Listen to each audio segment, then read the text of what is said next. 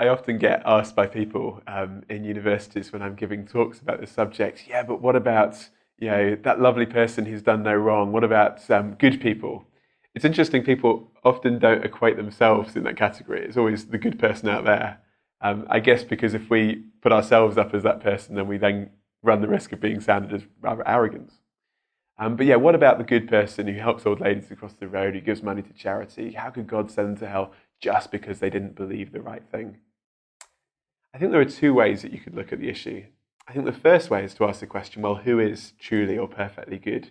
Who is this good person that we're talking about who's never done anything wrong?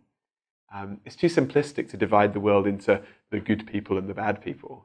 Solzhenitsyn talks about the dividing line between good and evil that cuts through the heart of every human being. And so actually we find that in the presence of every human being, there is good and evil expressed. None of us are as evil as we could be, but none of us are as good as we should be. And so if God is a God of justice, what about the evil in my own heart that might be expressed in different ways? It might be expressed in very outward, vivid ways, or it could be more subtle than that. But none of us are the people we should be.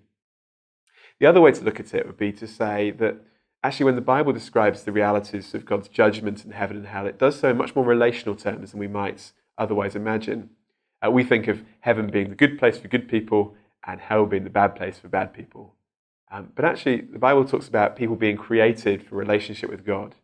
That's ultimately what we're created for. And ultimately, as Christians, that's what our hope is, to be in this perfect relationship with God in eternity.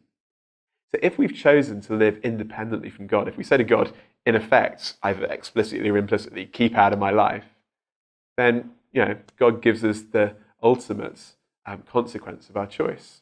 C.S. Lewis said there are two types of people in the world ultimately, those who say to God, thy will be done, and those to whom God says, thy will be done. It has to be one way or the other.